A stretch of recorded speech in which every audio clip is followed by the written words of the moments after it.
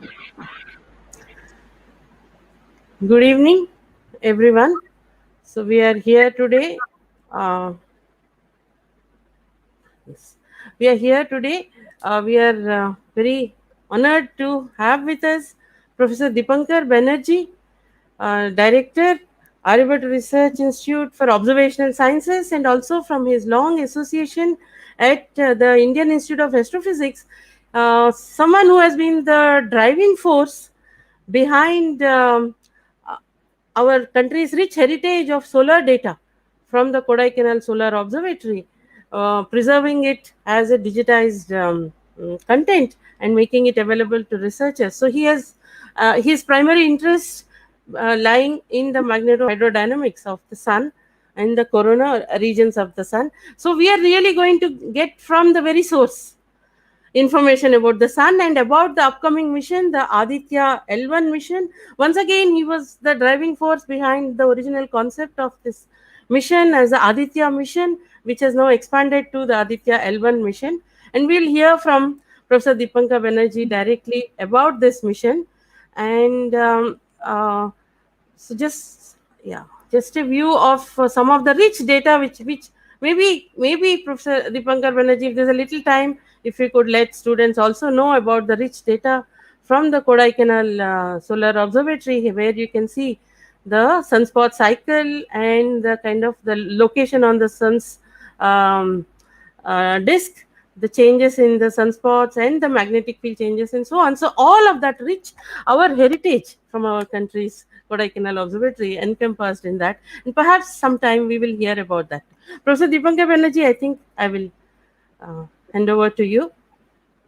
Thank you very much, Ratnashri. It's a privilege for me to be able to come to this platform and share some of our experience and plans for near future. This is about this Aditya L1 mission I will be talking.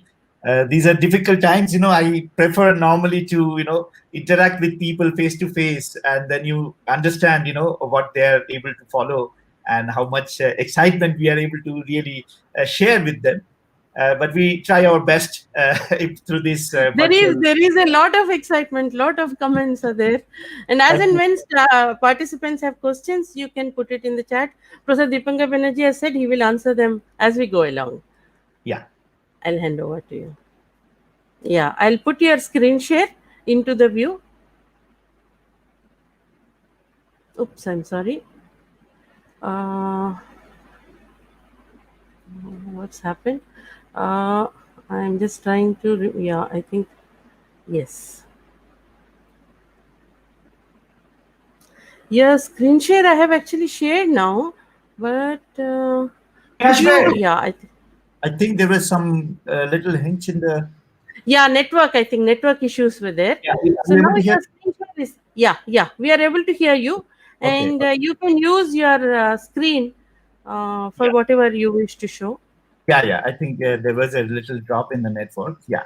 Yes. So let me get into my screen. So you're able to hear my and see my screen as well, right? Yes. And is it a full screen mode now? Yes. Okay. Yes. So let me tell you that I'm going to share some knowledge about this, mission which Ratnashri just mentioned, India's first dedicated space mission to study our nearest star, the sun. Before I do that, what I thought today I will do is I will first tell you where I'm from, and then we'll also introduce this nearest star, the sun. Because before you want to know what Aditya L1 is going to look at, you need to first appreciate why do we need to study the sun? What are the challenging problems in terms of understanding this nearest star? So I will divide my presentation into that way. So first, let me talk about where I am from. So as you see here, these are the two major observatories for Indian Institute of Astrophysics. The left panel, you see the Himalayan Chandra telescope from the Ladakh region, and the lower panel is the Vainu Bappu telescope situated in Tamil Nadu, about 3 hours drive from Bangalore. More recently, I have joined Aryabhata Institute, situated in Nainital, and we have our nation's pride, the largest nighttime telescope, optical telescope from Devasthal. This is a 3.6-meter telescope. So I will show you where I'm from now. So this is the Manora Peak, 10 kilometers south of Nainital city. This is our campus there. And the lower figure, what you see is the Devasthal campus. This is the new observatory site at Devasthal, 50 kilometers east of Nainital city. And you see the pictures of these different telescopes there. At Manora, we have about, for last 50 years, about a 1-meter telescope called Sampurnanand telescope. And this is still functional. And, even tonight, I'm sure the students are heading their way to the telescope to do some night sky observations. We also have a 15-centimeter solar telescope, which is operational from 1993 onwards. We look at dynamic events on the sun, primarily the flares on the sun through a H-alpha filter. This is the hydrogen, and we look at, I will talk about it later. We also have a 50-centimeter Smith telescope, which is there from 2009. So these are the few telescopes at my neighborhood. This is my office. This is the window of my office there. So it's a pretty place. This is a close-up view of this 1-meter telescope, operational from 72 onwards. We've been looking at the locations where the stars are formed. As I mentioned already, this is the 15-centimeter solar telescope, looking at primarily solar flares from this beautiful tower top. And then we have moved to Devasthal, as I said. It's about 2.5 kilometers from the sea level. We have a 1.3-meter Devasthal optical telescope, which is operational from 2010 onwards, so almost 10 years. Lots of students and PhDs have come out of the data from this particular telescope. This is the nation's pride, as I mentioned, 3.6-meter Devasthal optical telescope, which was inaugurated by none other than Prime Minister Narendra Modi. The first light we had of 2016. We have also actually now installed a very unique kind of telescope. This is called liquid mirror telescope. Rather than using a traditional, mirror, we are using mercury. And after rotating the mercury in a big ball, you create a mirror. So it's a perfect, reflecting surface at much lower cost as compared to a traditional mirror. And because of this current situation, we couldn't, get the first slide, which was already scheduled in last April, May. So we are hoping that we will be able to do that in 2020, late 2020, when people who are behind, namely we have international collaborations with Belgium and Canadians, and they need to come here for our first operation of this telescope. So this is going to be a unique telescope. Almost nowhere in the world such a telescope is operational now. This is a close-up view of this 1.3-meter telescope, which are dedicated for studying the optical transients, variables, supernovas, gamma ray bursts, active galactic nuclei, and so on. The other thing to be noted here is beautiful Himalayas in the background. So it's really a really pretty sight to really work. So we are all, I must say, we are privileged in this world that we get to, work in place where, the nature is there all around us. This is the 3.6-meter telescope. As you can imagine, this is the largest optical telescope from India. So we are looking at more extragalactic sources, distant objects, faint galactic and extragalactic sources primarily. Now I come to today's subject, our nearest star, the sun. So as I mentioned, before I get into Aditya L1 mission, I will try to give you a sort of a glimpse. Why do we need to study the sun? You look at the sun normally in the day sky, it looks like, it's just a flat, bright disk. But in reality, the sun is a very dynamic star. It is always active and always changing. And it's actually changes of the order of few seconds, minutes, hours, days, and then it can be years to centuries. So different kinds of variability is seen in the sun. And as you can imagine, if you want to study these kind of different variability, you need probably different description, different kinds of physics to explain this kind of variations. And the other question will be that these variations Is it, impacting our presence here, our atmosphere here? Obviously it does, because our presence here in Earth, or our life exists because of the presence of the sun at an appropriate distance away from it. This particular movie is actually taken from a satellite, and it is looking at the outer atmosphere of the sun, namely the solar corona. Incidentally, the name of this virus, corona, has come from sun. During the total solar eclipses, historically, people have taken images of the corona, because normally the corona you cannot see, because the emission coming out of the corona is very weak as compared to the solar disk. So unless you go to space and look at shorter wavelengths, I will come a little more onto that. These are images taken in extreme ultraviolet, then only you can image the corona. Here you see a very dynamic explosion happening in the atmosphere of the sun. Some material is thrown into the interplanetary space, and some material is falling back into the sun as well. So to study these kind of dynamic behavior, we need to understand why, first of all, this explosion has happened.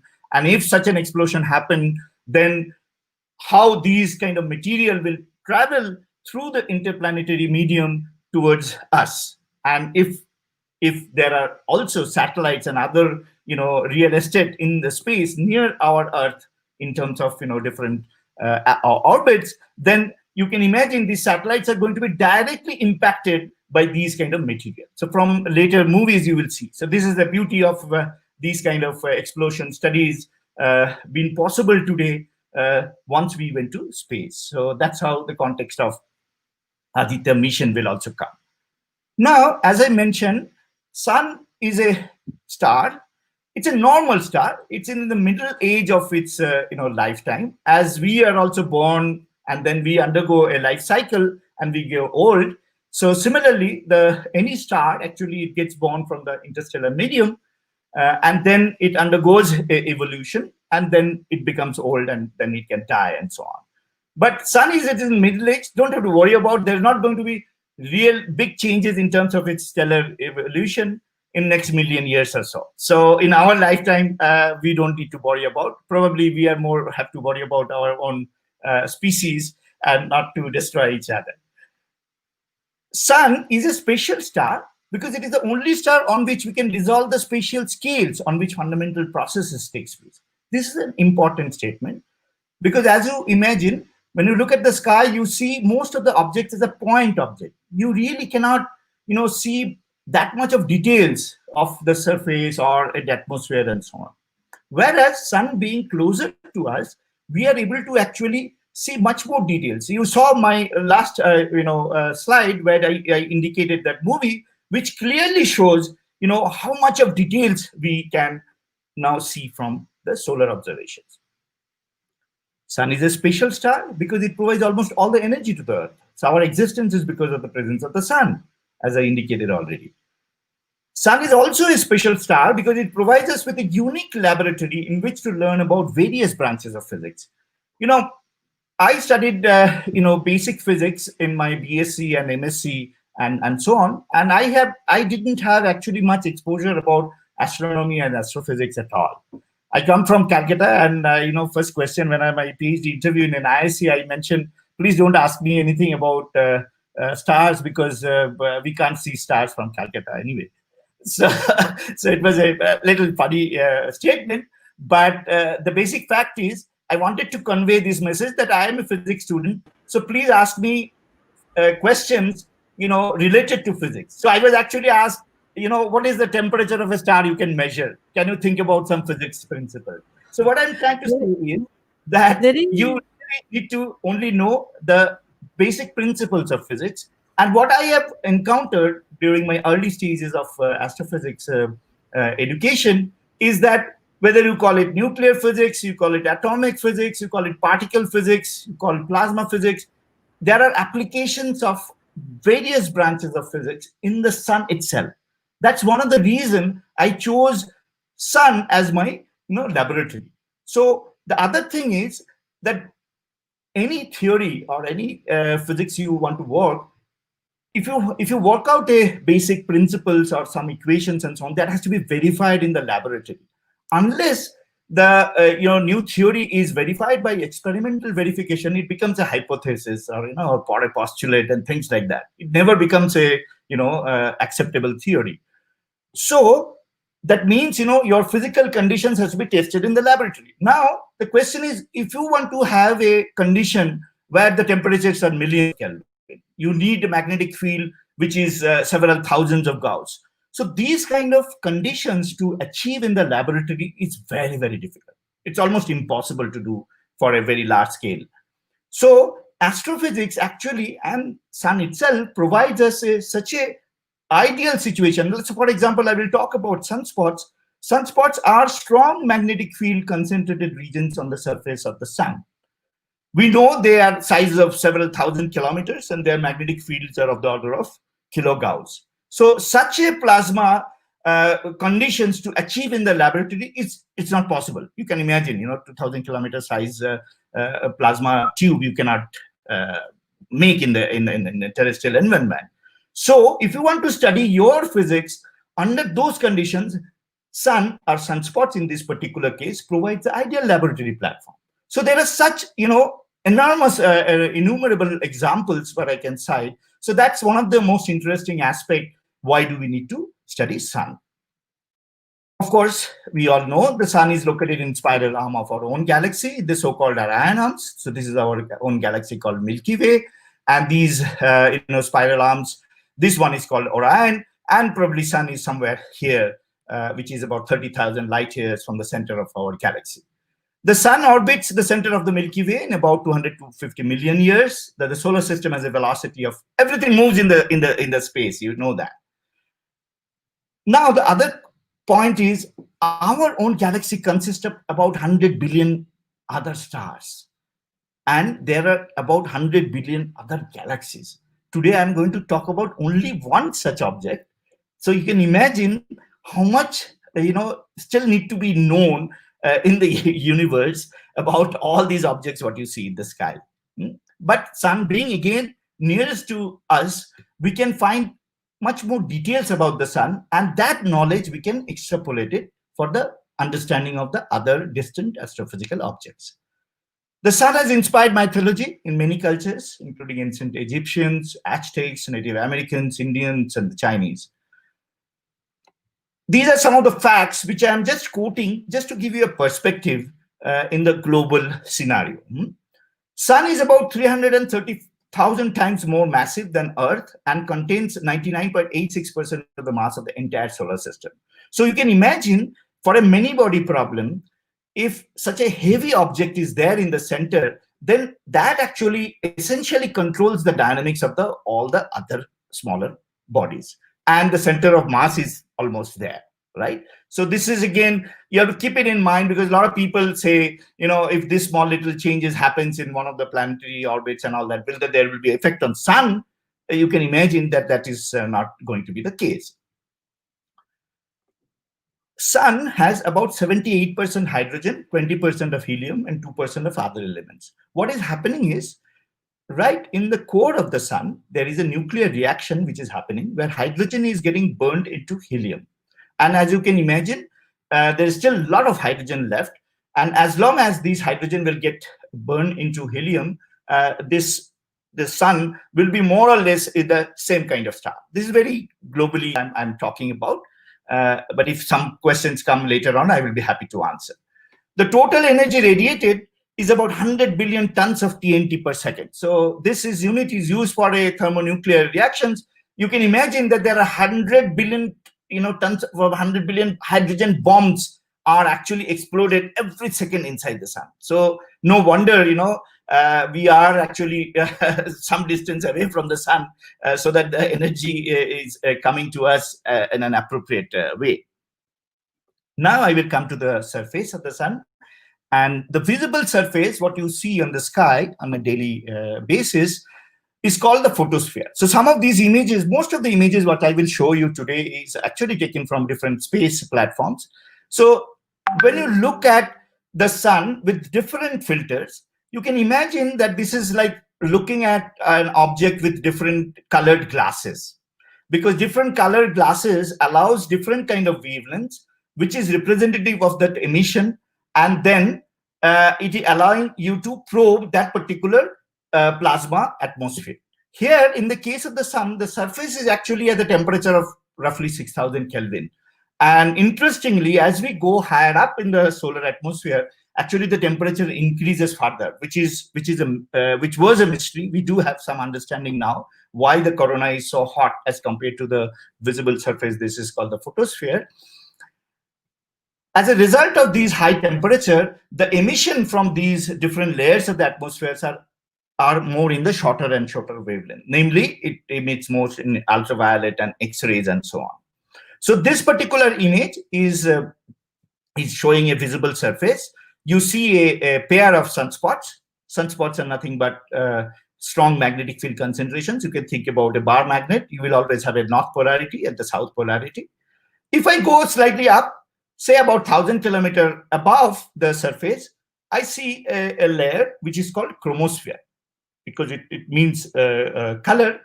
What you see, again, the same sunspots, but the background picture has slightly changed.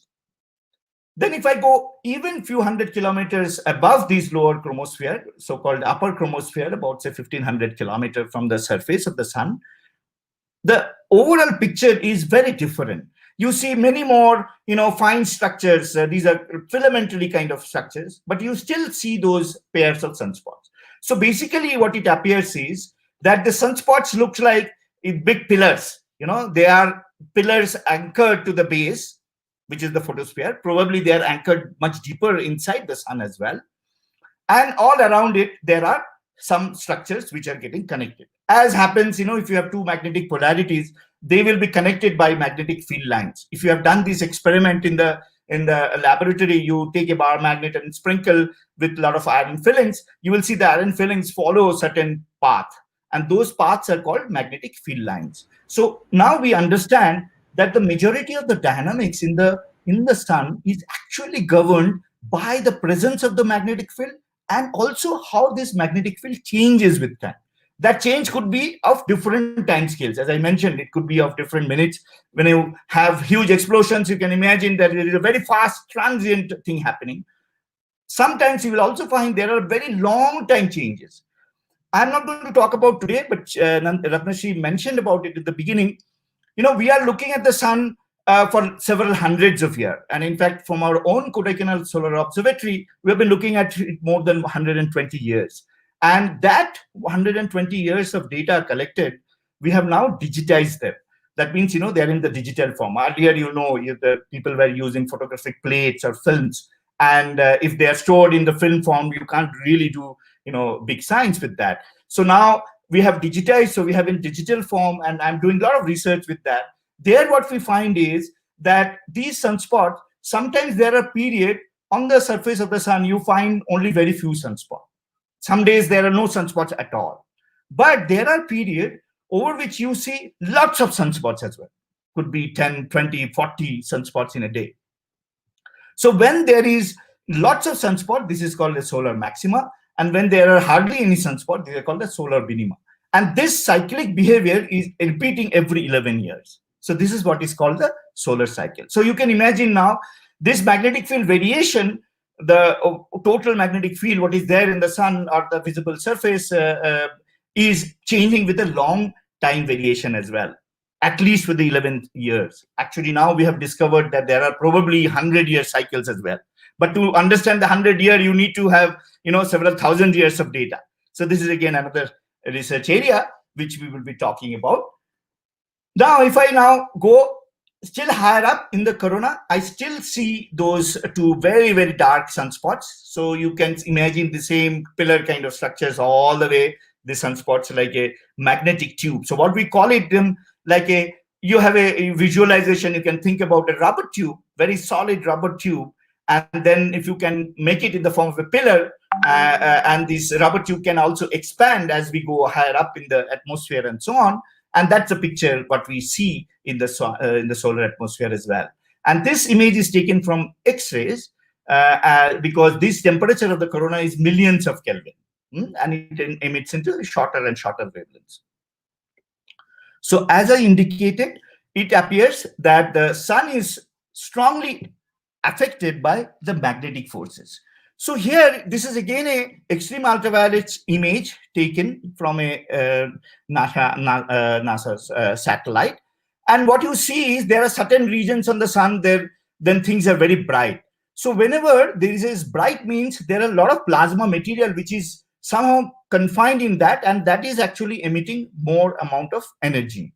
And there are certain places where it appears that it is more dark. That means probably there is density is slightly lower. And there now we understand that probably the magnetic field is more open in, in global scale. Whereas wherever there is a strong field concentration, the magnetic field is more like this closed field structures. So here, this yellow lines are actually representing magnetic field lines, as I said. So now what we do is we don't because these sizes, the scales of these big structures are very, very large. You can imagine the size of the earth will be somewhat like this. This bright region will be the size of the earth in that context, if you want to visualize. So you can imagine how big these kind of magnetic tubes are there, and a large amount of plasma material is confined into this tube. So there are places on the sun where field are more closed, and there are places where field is more open. What is the result of this? You can imagine when the field is more closed, then material is trapped inside. They cannot escape so easily. Whereas wherever there is a field is more open, then material or particles can easily accelerate and come out. There is another interesting aspect about the solar atmosphere is it appears that the solar atmosphere is always expanding and always losing some amount of material in the form of a solar wind. So this is the word used by Gene Parker in his famous model. Actually, he predicted the solar wind theoretically, and it was observed later on from space experiments again. So the solar wind is a continuous expansion of these kind of particles which is coming out of the sun. In addition, you can imagine that if these kind of material which is confined, somehow if we can disturb this material and we can rupture these flux tube, how much material can escape from this. So this is what I will explain a little bit or demonstrate today. So what happens is there is another difficult aspect in terms of the magnetic field study on the sun, that we can measure the magnetic field now more comfortably on the surface of the sun because the magnetic field is strong and so on. As we go higher up in the atmosphere, the magnetic field becomes much, much weaker. And since the emission is also much weaker, we still do not have a very reliable direct measurement of magnetic field on a regular basis. So what we do is we normally do some, again, theoretical calculation and extrapolations and so on. So this is actually, again, a theorist model of the solar magnetic field. And then if I compare with the observations again from the space, it actually matches fairly well. I mean, at least the global picture or the topology, we call it, matches fairly well. So here we see there's a pair of sunspots again. There are other small little spots here as well. They're connected by these magnetic field lines, closed magnetic field lines. And even if there is again another example, and this is a theoretical interpretation of extrapolation of the magnetic field. So the general behavior or understanding looks to be very, very similar. The global picture is that there are these bright regions are called active regions, where underneath there is strong presence of magnetic field. There things are more closed, and when we go to the polar side, then magnetic field lines seems to be more open and material can escape more easily. So that's the kind of understanding. Now I will talk about a little bit of these dynamic things. What we see, we call them as a storm, and at their source, what you see here is that these kind of magnetic loop structures, if we now somehow twist them and tangle them, they will break apart. You can imagine like you play around with your sometimes your rubber bands. You do this experiment with your rubber band. You go on twisting.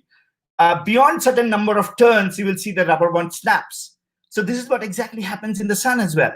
So, and when the rubber band snaps, if your rubber band had material which can escape from the inside the rubber band, it would have spilled over. So here you can imagine if you have this kind of big rubber tube and you're twisting and this rubber tube snaps, if you have some liquid inside the rubber tube, that will spill all over. So here exactly that's what happens when, as you Dipankar, see here. Yeah. Dipankar, some of the students seem to have had confusion about solar flares and wind, the difference between that. Okay, sure, Somebody sure. asked me that. So yeah, it's a good point. So let me again, very clearly state. So solar wind is a continuous expansion of the outer atmosphere of the sun. For that, you don't need such violent phenomena to happen. Whereas solar flares are very transient events. They're very time evolved, kind of thing, and that happens only because of the change of the magnetic topology of these very bright active regions where there are strong magnetic fields, and then the magnetic field structure, they are actually ruptured. So when they get ruptured, the material which is confined within these magnetic tubes, they are expelled from that.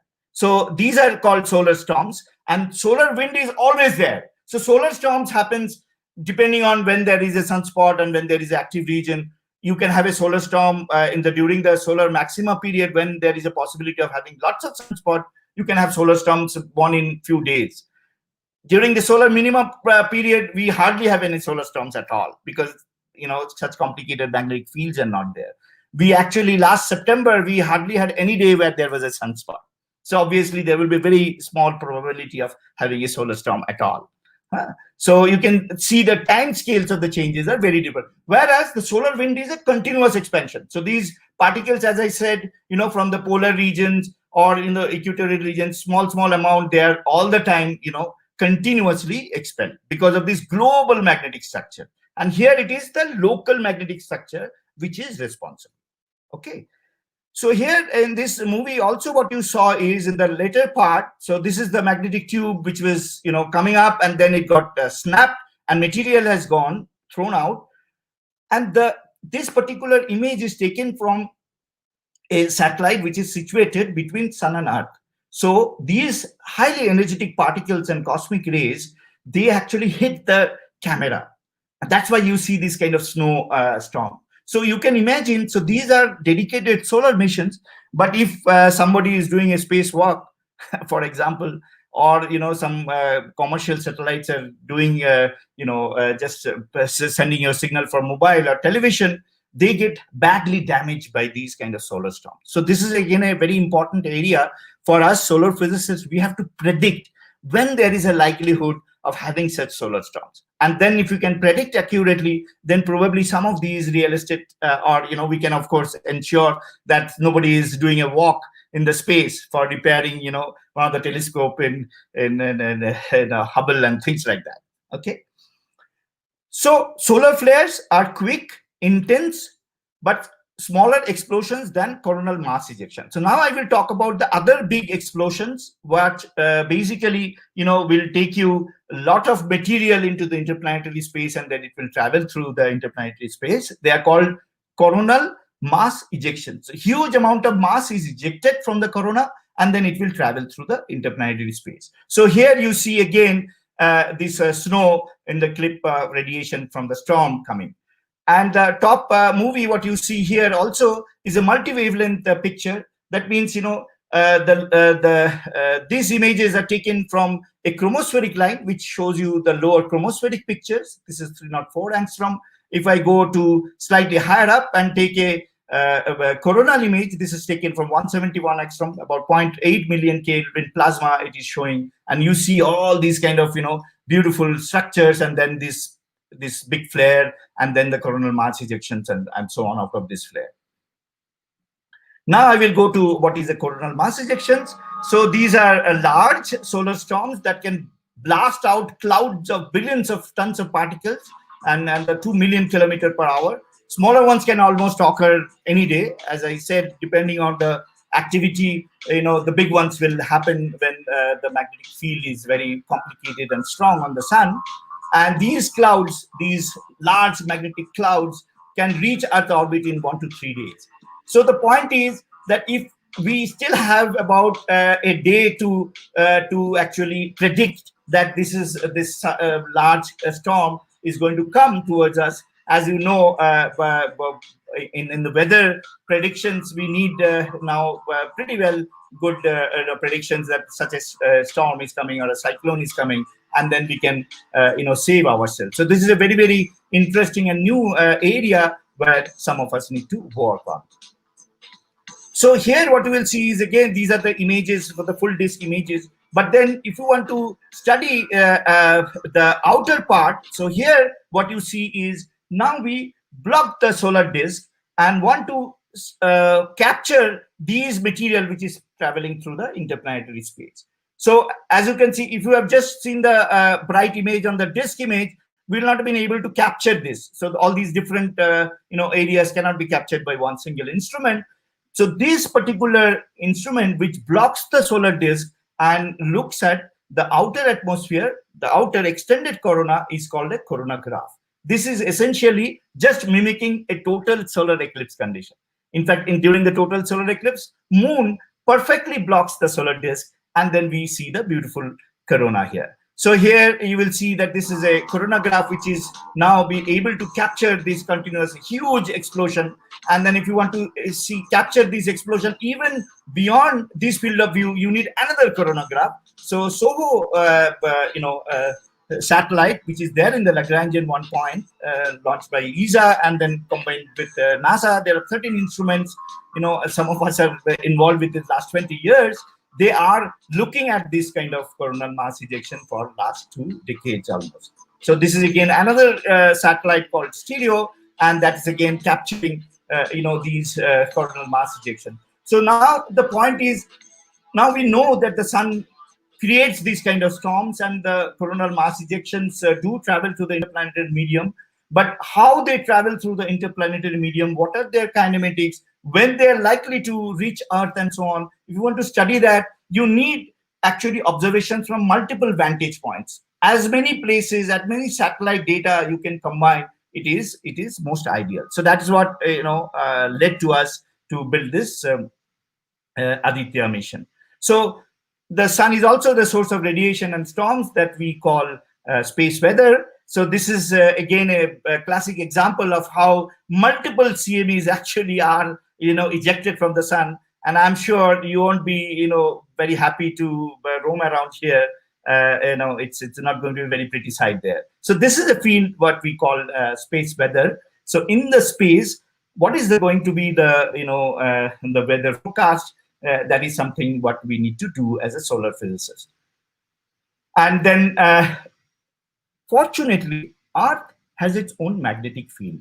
And if solar wind would not have been there, then Earth's magnetic field would have been something like this. You can imagine there is a bar magnet into the center, and then the magnetic field lines, as you have done your experiments hopefully in the lab with the iron fillings, similar structure you will see. But since there is a solar wind which is continuously coming from there, you see the entire magnetic field structure of the Earth is very different. So this is called the Earth's magnetosphere, the green lines in this particular animation. And so it gets completely deformed in this. Now, if there is a huge CME coming on the top of this, basically it will try to penetrate through these magnetic field lines. But fortunately, majority of them cannot penetrate, because these magnetic field lines doesn't allow these energetic particles to cross magnetic field lines. This is a property. But what it tries to do is, it tries to gyrate along the magnetic field lines and then tries to enter through the polar regions and so on. So that's how we see aurora and other things. So I will not again say too much time, because I won't have time then left for my Aditya component.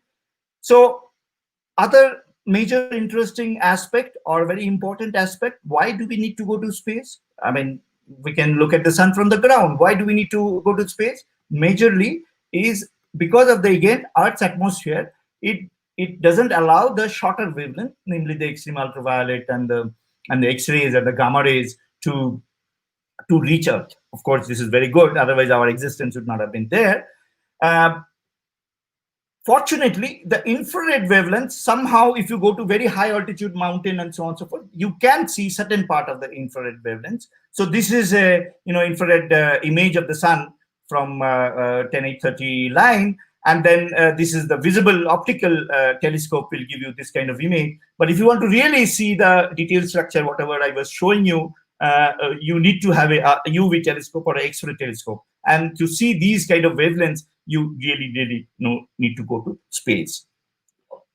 So with that, all this background, I will now talk about Aditya mission.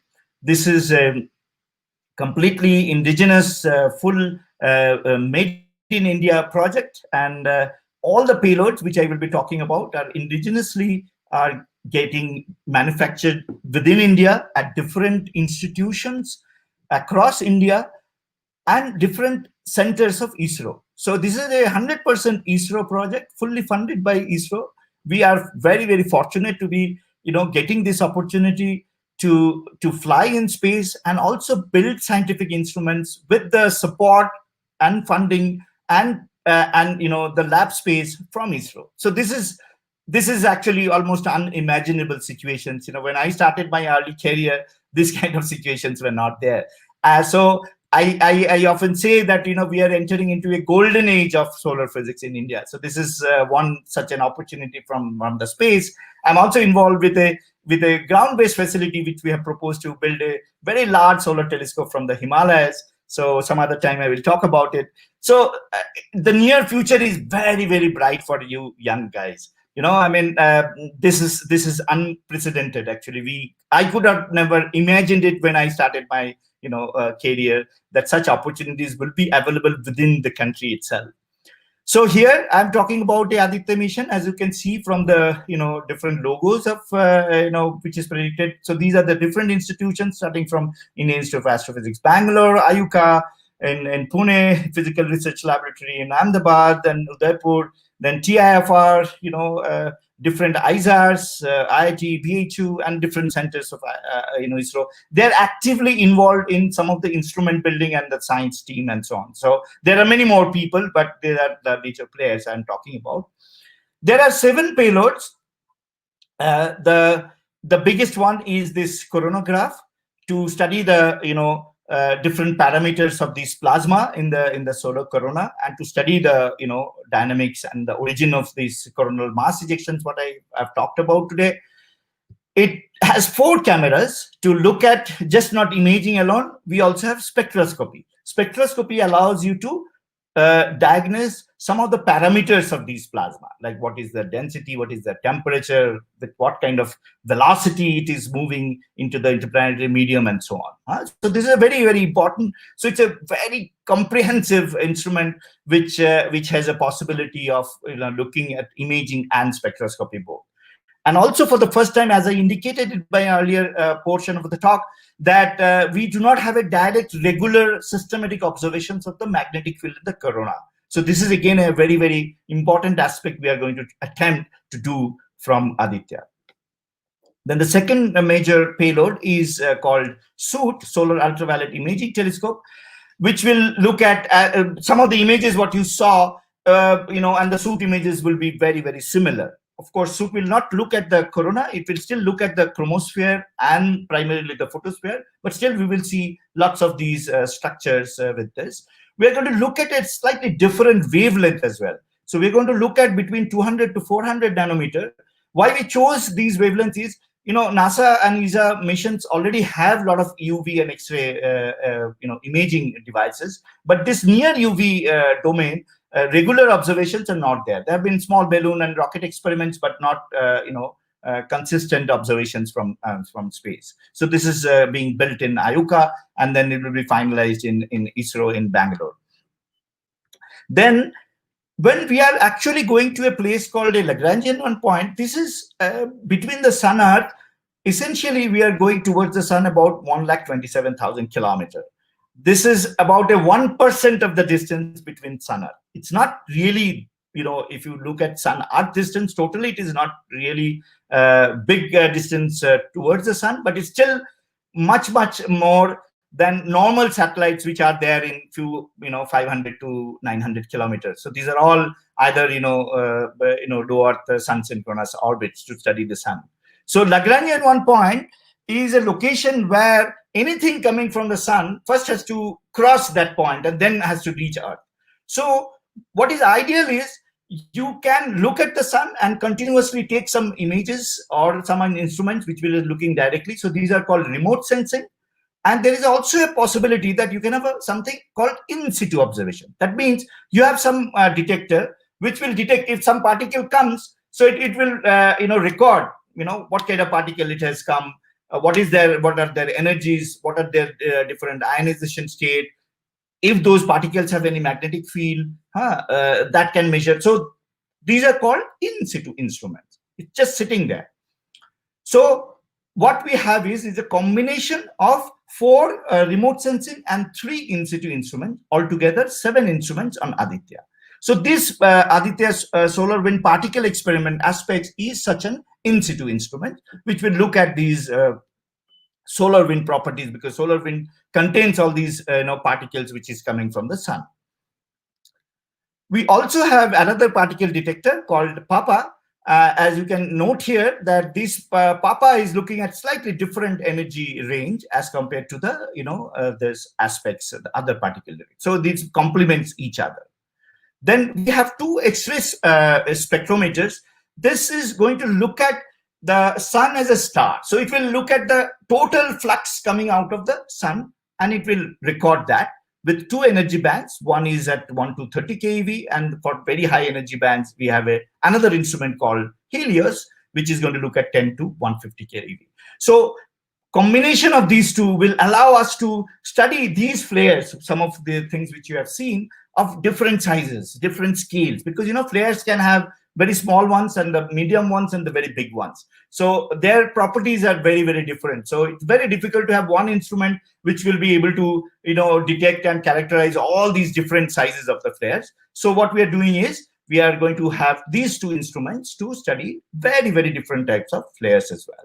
And then the 7th instrument is called a magnetometer, which is going to measure the magnitude and the nature of the interplanetary magnetic field. So as I said, it is going to sit there. So if some CMEs are coming from the sun, it will passes through the Lagrangian one point. It will hit the magnetometer. It will immediately detect what is the extra magnetic field, this magnetic cloud. So CMEs are like a magnetic cloud, and that will help us in understanding the properties of these magnetic clouds and so on. This has been built in LEOS, one of the ISRO centers. So this is the sort of view of the different locations of the different payloads. So VELC, the coronagraph, is sitting in the top deck. This is the big elephant, the top deck, about 170 kg odd. Then in the side, it's this near UV imager, which is built by IUCA, going to look at continuous to the sun, and the other different payloads. They're much smaller in size. They're distributed at different parts of this satellite. What we are going to look at in this particular coronagraph, we are going to focus actually to the inner corona. In fact, in the past, you have seen some of these movies where you saw that the disk light which was blocked was actually much more than the size of the solar disk. Here, what we are going to do is we are going to look at very close to the sun. The background image is actually one of the total solar eclipse image. And as you can see here from the total solar eclipse image, how the corona is very nicely structured. There are lots of fine elements. There seem to very clearly, presence of closed magnetic fields. These are open magnetic fields. Even these closed magnetic fields have some other filamentary kind of structures. And then there are locations where there is a boundary between the closed field and the open field. So there are lots of these different things one can focus on. In addition, we have spectroscopy. And this is also a very unique experiment we are going to do. We will have multi-slit spectroscopy to characterize the properties of these plasma. If I have information from, say, this particular location, I will be able to characterize what is the difference between this equation, what is the temperature here, what is the temperature here, and also how this temperature changes with time. So all these kind of different things we will be able to do when you have a spectroscopy information as well. This is a collage of solar coronal images taken from different solar eclipses. What it shows is the solar corona taken from, again, 2 filters, one red and one green. There are a few observations we can think is that the red and green always doesn't overlap with each other. So it looks like the plasma which is sensitive to the green is not always sensitive to the red. So that means the corona is multi-thermal. So there are different temperature plasma. The other thing which you can straight away see is the 2006, the structure of the corona, then 2008, the structure of the corona has changed. 2009, again, it has changed. And 2010, it is much, much more different. So as you can, as I mentioned you earlier, that depending on the phase of the solar cycle, that means how active the sun is, how many sunspots are there, the global structure of these magnetic fields are also very different. So Aditya, again, we hope that it will be there for 5 to 10 years at least, will allow us to study the behavior or the structure of the corona, how the magnetic field is changing, not only in short time scale for flares and so on. It will also allow us to study the changes in the longer time scale as well. Then this is a slightly, probably a bit complicated, but in the sense, I just wanted to show you one or two examples that what it is showing here is this coronal mass ejection. If you want to study the properties of the coronal mass ejection as it travels close to the sun into the interplanetary space, how it gets propagated. Does it get accelerated? Does it get decelerated? Or does it get moved with the uniform velocity? So to do that, you need observations from different coronagraphs. What is showing here is, this is called height time plot. This is height in the solar atmosphere. So different distances away from the solar atmosphere. And then this is time. So what it indicates here is that these are the observational data point. What you can notice here is there are hardly any observation data point very close to the sun. So this is the area which is very close to the sun, up to 2 solar radii. Here, as a result, what we have is, these are the numbers we get from the observed numbers, and this continuous line is our theoretical model, which we think is right for describing the propagation of a CAB. That probably initially the velocity is small, it goes high, and then it sort of saturates to a uniform velocity. What it means is, initially there is an acceleration, then probably the CME slows down a bit when it travels, probably around 5 or 6 solar radii, and then eventually it travels with the solar wind with a uniform speed.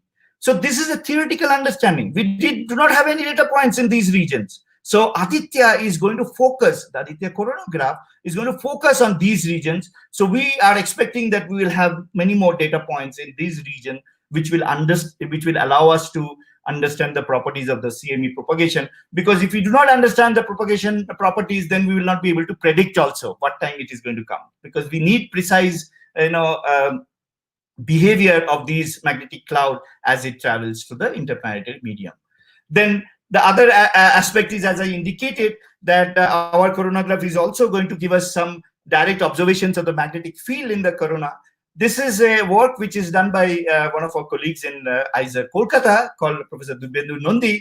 What he does is, he does again theoretical modeling. He predicts how the global magnetic field structure would be. So this is an example. He did it last year before the total solar eclipse. He predicted that this will be probably the structure which you will see when the eclipse happens. And it appeared that in the next day when the eclipse was there, generally the behavior was matching pretty well, but there were differences. So what I'm saying is, now we will have a possibility of a regular observations from the sun. So all these theoretical models can be, any day can be compared with our observations, and then found a better match and so on. So that's my last slide. So here the top picture, of course, shows our Himalayan Chandra telescope and a smaller telescope at that beautiful blue sky environment in the Ladakh. This is the Lagrangian 1 location, which I indicated that it is between Sun Earth. This is a bit exaggerated. This is not actually one person. Just for the clarity, it has been slightly not into scale. This is, but there are 5 different Lagrangian points for a 3-body kind of system here. And for solar observations, L1 is preferred because you have a possibility of continuously looking at the sun. And the other advantage is, anything coming towards sun, towards the earth, it has to first travel through L1. So we'll have a lot of possibilities of detecting these kind of energies, particles and emissions. So that's my bunch of students. We are all working towards the launch of this Aditya mission. we are hoping very sincerely that we'll be able to launch this mission sometime in the middle of next year. There have been challenges in last 6 7 years. Some of the lab experiments got a little bit of delayed, and some of the material delivery and so on as well. But we are still hoping that by middle of next year we'll be on the way to L1 point. Thank you for your attention. I will be happy to take Thank you. Yeah. Thank you, Professor Dipankar Banerjee, for taking us up close and personal with the sun.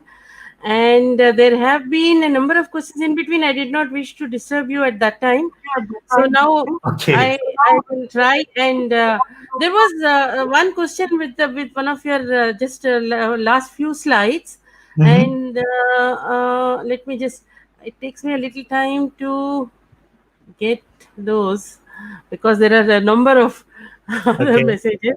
So Okay. the graph that you showed about the I think the different there's a graph observations where they from Is the this sun. one the Yeah, series I initial think diagram? yeah. This was the one. This was the one. Okay. So one of viewers wanted further clarification. I did Mhm. mention that this is showing that fewer observations very close to the disk of the sun, and that Aditya will be able to observe in those regions. But I think it will be good to have a little A little maybe. more description. Yeah. So thank you for the question. This is a little more detail in this part of the subject, and I have not. I apologize that I have not given you the full details. But since you have asked the question, I will now try to explain. So what the top panel, what it is showing is observations from two different coronagraphs. So here you see there is one coronagraph which is called C2. C2 looks at from 2 solar radii to say 5.5 solar radii. Hmm? And C3 coronagraph, this is the outer coronagraph, it looks from say 6 solar radii to 15 solar radii. As a result, you can see the data points are actually showing the location of the CME. So the CME is like expanding, cloud. So the front side of the CME, what is the location at different instances has been recorded. So these are the locations of the front side of the CME. Based on these different points, as you can see, when you have positions at different instances, from that you can always calculate the velocity, right, from the first derivative. And if you take the second derivative, you get the acceleration. So these number, colored numbers are again representing these, derived values from this observed location. What I was trying to highlight is that there is no data points here, whereas these black solid line is actually a theoretical plot based on our understanding how the CME should behave as it propagates in the interplanetary medium. So what Aditya will provide data points between 1.1 solar radii to 3 solar radii. So this area where you see there is no data points at all will be filled with new data points from Aditya coronagraph. That will allow us to derive the velocities and subsequently the acceleration also with much better precision. And then we can probably see whether this theoretical understanding is matching with this, this observed values. So this is the sort of thing which we will be looking at. The 1.2 to 3 solar radii change is happening as we are going around the sun, or Yes, no? no. The field of view will be something like this. Okay, so this is the square field of view. So this is the 3 solar radii, what you see. So the you see this can change if your distance between the satellite and the sun changes. That is what actually going to happen with the solar orbiter. Since you asked the question, I'm saying solar orbiter also has a coronagraph. When it is going to look at the sun, when it is away from the sun, it will look at a larger field of view. When it is going closer to the sun, it will look at a Huh. smaller field of view. So here, since we are at the Lagrangian one point, basically we will be orbiting, around the Lagrangian one point, but the sun at distance will be marginally changed, and it will not I, really I, make I, a difference in the I field think of some of the viewers maybe a little they want a little further clarification as to what is the L1 yeah. point, Okay. and then there was another related question to that. Okay. So I will Yeah. bring in this slide here. Let me little bit make it bigger here. Or So I can here try. yeah, you see the slide, right? Yeah, You yeah, see the yes. image, I'm also right? trying to see if I can overlay larger version. Okay, Yeah, okay, we okay. can see. We can see. So here, what you see is this is the location of Earth, and we are going to. So for a three-body problem, basically these are stable point where once you are able to reach at that point, uh, you do not need to actually spend too much of fuel for changing the orbit locations and so on. So that's the big advantage of going to L1 point. Um, there are other Lagrangian points. Okay, let me also add that when you get into L1 point, essentially what is happening is the force between the sun and the satellite actually roughly matches the force between the satellite and the Earth. Okay, so satellite is a third body in this three body system, you can imagine. So it becomes much more easier. You reach a more stable point. So of course you have to visualize this in a three-dimensional space. This is projected in a two-dimensional plane. So it becomes slightly difficult to visualize. But L1 is this location where we are going. But ideally, if you want to actually really want to study sun, L5 is also very interesting location, and in fact, in our near future, we will definitely like our space mission, our space agency to take us to L5, because the advantage of the L5 is you see a side of the sun. You see, we are all in the same plane, so we can only see the front side of the sun. We can't see in the sides, huh? The limb side we can't see. Here, the advantage is that the sun is also rotating, right? So whatever happens in the sun, in the side, say 4 or 5 days before, we'll be able to see if we can reach L5. So that's a big advantage in terms of the predictions and so on. So space weather prediction L5 is a fantastic mission. NASA is working hard to reach L5. Nobody has gone to L5 yet, but it will be a fascinating place to go as well. If you would come to the studio tab, I will try and flash some because some of them are little large text. Okay. So you would be able to also see. Oh, yeah. I will read out. Yeah. Is the plasma confinement at one particular location on sun surface, which becomes sunspot due to the differential rotation of sun? How differential rotation plays a role here? Okay, I did not talk about this particular subject area at all. It's a good question. So, and I did not talk about what is a differential rotation. So, for the benefit of the others, I have to now say what is a differential rotation. Essentially, sun doesn't rotate actually as a rigid body. First of all, sun is not a solid object. It's like a plasma blob, you can imagine. And what we now know is that the equator of the sun rotates much faster than the pole. You can imagine actually that if my body, my tummy is rotated faster than the head, how much stress and forces will be applied inside my body. That's what actually happens in the case of the solar interior. The 30% inside the sun is actually fully convective, and underneath this 30%, which is this region is called convection zone, and the base of the convection zone, what we understand that these strong magnetic fields are probably being generated there. And there is a process called dynamo process, which is now invoked to explain the formation of the sunspot. So what happens is these flux tubes, they rise through this convection zone, and eventually they pop up on the surface, and then you see a pair of sunspots. So as long as these flux tubes are intact, you will see these sunspots. But then with time, these sunspots will slowly decay and so on. And as you have tried to indicate, if these big tubes further expand and then eventually rupture, then all the material, the plasma which is confined, it will all disappear and you will not see the sunspot anymore. So that's how the kind of cycle. But the differential rotation is essentially inside the sun. Okay. This was a much So earlier question. okay. So should I address this? Yeah, yeah. I will then meanwhile hunt out the other questions. Okay. Okay. So Shomnath Chattopadhyay, Uh, disappeared again. So can you just flash oh, the sorry, question? sorry, sorry, sorry. Oh, oh. Okay, it's taking me a little time because there are a number of other Okay. messages too. Actually, basically, he was asking which is stronger, coronal mass ejection or solar flare.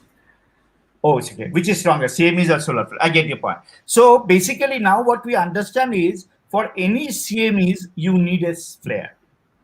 Almost any CMEs will be somehow linked with the flare. Of course, there can be certain instabilities. There are also certain structure called prominences, which also, sometimes because of its instability and all that, it explodes and then it gives rise to a CME. But in a larger, statistical sense, you will always see that the flares are the drivers of the CMEs, majority of the CME. So the impact, which is larger, you can question that. So the when a CME when a flare happens, it emits lots of energetic particles and X-ray emissions and so on. So depending on how much magnetic energy is getting converted, so the scale, the size of the flares are. So both are actually linked. So it is not, one cannot say that which is larger. So CMEs, very large CMEs will, most of the time we will be linked with a very strong flares. So there is a one-to-one correspondence between CMEs and flares. I think this question may be related to, I mean, magnetic field globally on the Right, sun or right. something like that. So it's a good question. What is global field? So global field is, see, as I indicated, on the solar disk, what you see, there are locations where these sunspots are, and they have active regions. Then there is some connectivity. So they are more local in nature because their spatial dimensions are small. But sun overall is also a magnetic star. Huh? So you can imagine that if you have a very big magnetic ball, then there has to be some connectivity. So the northern hemisphere has certain polarity and the southern hemisphere has certain polarity. So there will be a connectivity depending on whether the northern hemisphere has north polarity. The field lines will come out of the north polarity and go all the way to the south polarity. So this is what is called the I will again show you this map. So this is what is called the global field. Yeah, so that's the kind of structure what I was talking about. So you have lots of, again, you can see this theoretical calculations as well. There is a combination of closed fields and open fields and so on. So this is what is called the global structure of the corona, which is governed by the global field itself. Okay. So there's once again a little longer question. Solar radiations are damaging the communication satellites and other And other satellites in satellites. the Earth, can the satellites have their own magnetic field to save themselves from the emissions? Okay, good point. So essentially, to have magnetic field, what you need is, I mean, in a lab environment, is a changing electric current, right? So electric field generates magnetic field. So to have a strong magnetic field, it's not easy. It's very tough. Now the other important question is, if you have a magnetic field already in the satellite, then this incoming magnetic field will interact with that. That will give rise to a lot of other problems also. So essentially, ideally, you'd like a magnetically clean satellite, which should not have any magnetic field. What you are trying to think is that two magnetic poles, they normally repel each other, but if you force them to, then you will have an interaction. So depending on the forcing, the interaction will happen or not is dictated. The other thing is the polarity. If it is opposite polarity, they will attract also, right? So you have to be very careful about so, and you won't know the orientation of a satellite, and because of the electric current changing, what will be the magnetic field orientation, and this incoming magnetic cloud also will have very different kind of magnetic structure depending on where it is coming from. So depending on actually the orientation of the magnetic field of the magnetic cloud, that dictates whether it will be space weather effective or not. So in fact, not only satellite, it also impacts our Earth's atmosphere and our transformers and so on. So that whether we have strong Earth magnetic field interaction depends on the orientation of the we call it the z-axis of the magnetic field of the incoming magnetic cloud. There is this question. I am thinking it may be related to, I mean, the question may be about that one solar radii to maybe 1 to 3 solar radii or so. Is Yeah, that the yeah. occulting disk? Perhaps it is related to that. The question may Okay, be. so what happens if it is 5 radio in sun? Okay, I am so thinking that, yeah, five that's. radios in sun means you need to build a coronagraph, which will have a, you can do that. It's a sort of, your initial objective you have to look. So with the same camera, if you want to look at the larger distance, then your spatial resolution will be poor. That I guess you imagine from your mobile phone cameras, and as well that when you look at a smaller portion, the resolution what we'll give, and then with the same camera, if you look at a larger thing, your pixel resolution will reduce. So we also wanted to capture a very short, small sized region in the corona. So we now understand that 1 to 3 solar radii is a region where the CMEs are actually accelerating, and we want to capture the CME in the accelerating mode. So that was our science interest that drive us to select it up to 3 solar radii rather than much larger. Because there are other coronagraphs also. We know it is there in the NASA satellite, which Right. is looking at the distance. So we will use their data. We'll use our data to combine these two information. That's also I was another. just thinking in this connection, like astronomers have been going for to observe solar eclipse in spite of the fact that we are observing sun continuously from space because of this occulting disks not showing close by. But That's now absolutely Once Aditya is there, maybe I mean this will not be done so much in that year, right. You're absolutely those right. years. Yeah, we are trying to mimic the total solar eclipse much to in real sense from space. Yes, yes. That is wonderful. And there is a question from Tejinder Bal Singh whether there are going to be any online courses or projects This is to project of undertake Astronomy from ARIES. ARIES. Yeah, I mean, we have given a complete e-lecture series. You can go to ARIES website and you can look at that, because normally we have a summer projects and winter projects also, but unfortunately this year we had to cancel the both events. So we have given e-lectures and online. Those lectures are available in YouTube and so on. Time to time, we also have seminars and other lecture series. In terms of the project, since this is an opportunity, actually I will make this announcement. I'm actually also interested to look at big data. Today astronomy generates a lot of data, and when you are handling big data, you need a more sophisticated AI, ML, and this kind of things. So for first, before you do this applications of AI and all that, first you have to really organize your data. That means you have to create the archive. You have to really catalog them well. Then you have to create a good search engine. Then you apply these modern techniques to identify certain features. Suppose I want to identify these CMEs from 10,000 images. So I don't have time to do manually, right? I have to figure out good computational algorithms which will be able to do it. So I'm very much interested to do this, and probably I will announce certain projects at the end of this year. If people who are having bit of computer programming language skills and interested in handling this kind of big data in the context of sun and also in the context of other astronomy, because ARIES has many telescopes, and as I indicated, there is data available for last several decades. So I am now in the process of cataloging this data and want to make it in a usable format and all that. Yeah. So this is a project which I will look at. If somebody is interested, please get in touch with me. Yeah. So, asking about how these satellites are saving themselves from the charged particles. Okay, this is actually a very good question.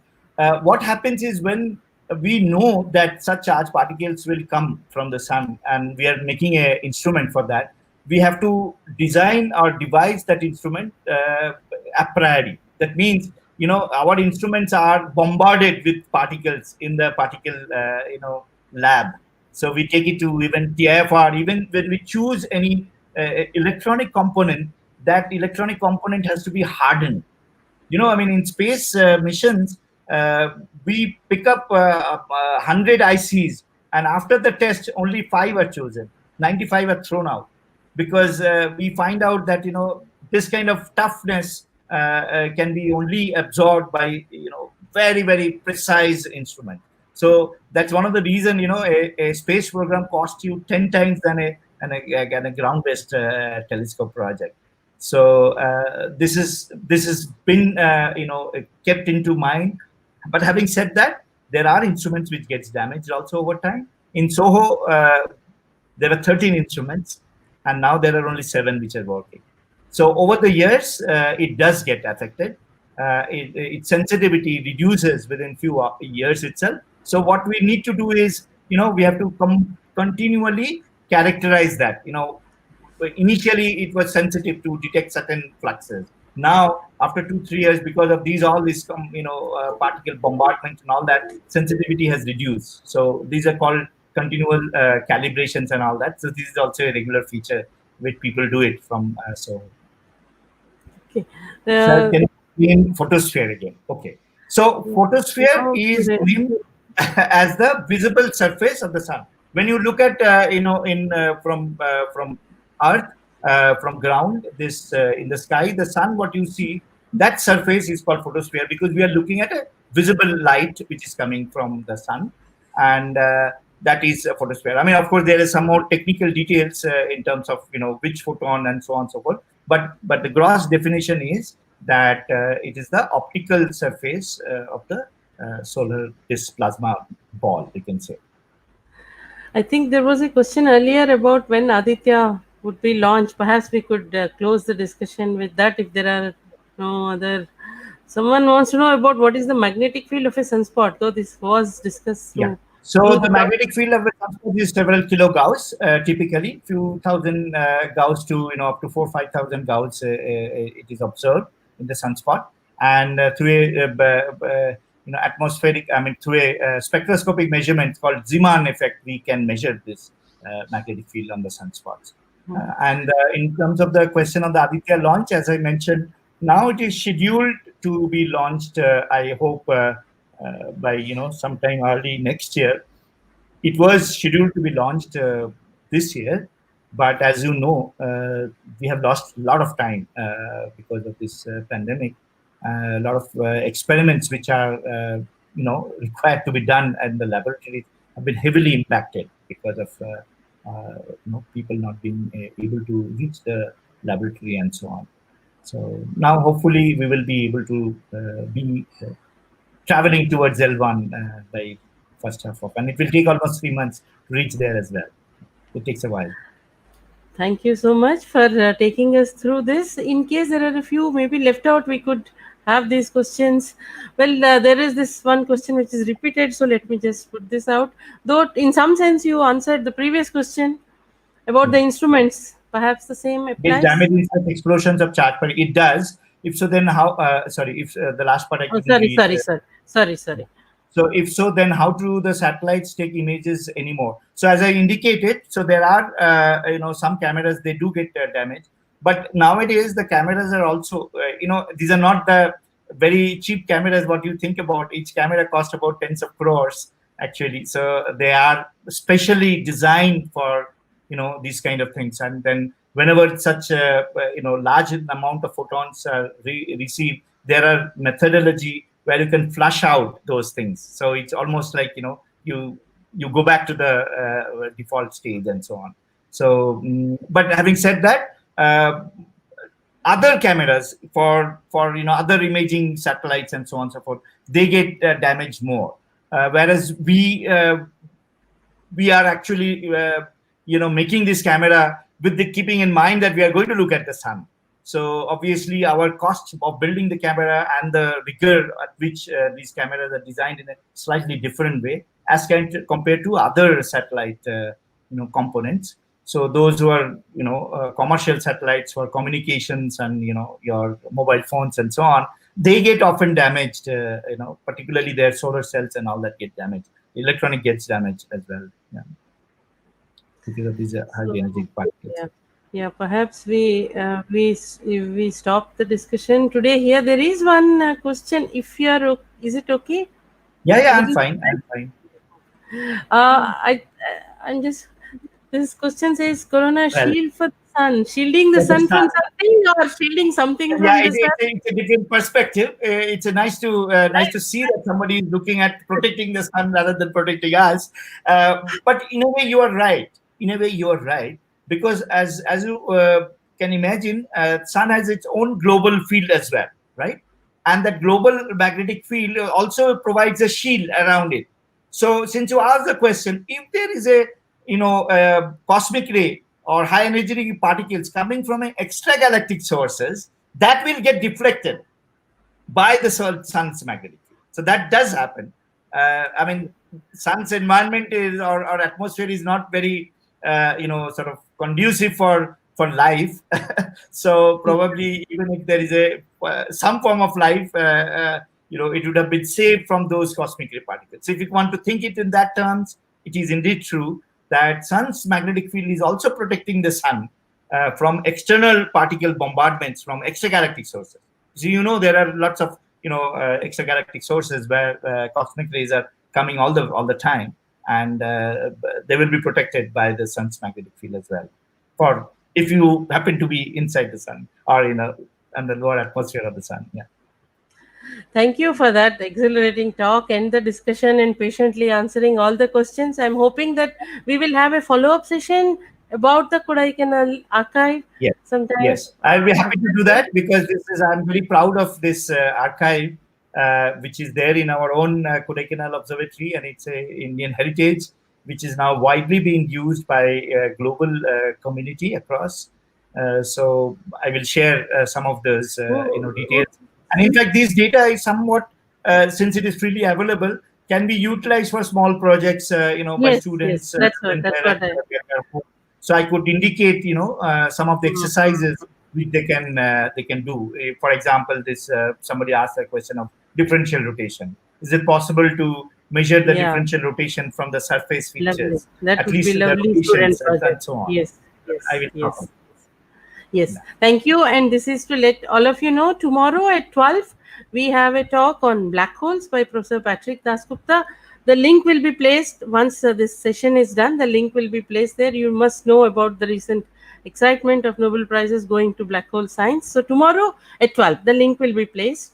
And we are also going to have follow up perhaps as part of Astro Adda sessions related with the Kodaikanal archive of solar data. Thank you so much, Professor Dipankar Thank you Banerjee. very That much. was Thanks to wonderful. all who has participated. I'm sorry. I would love to see all of you face to face sometime in future. I'm ending the broadcast.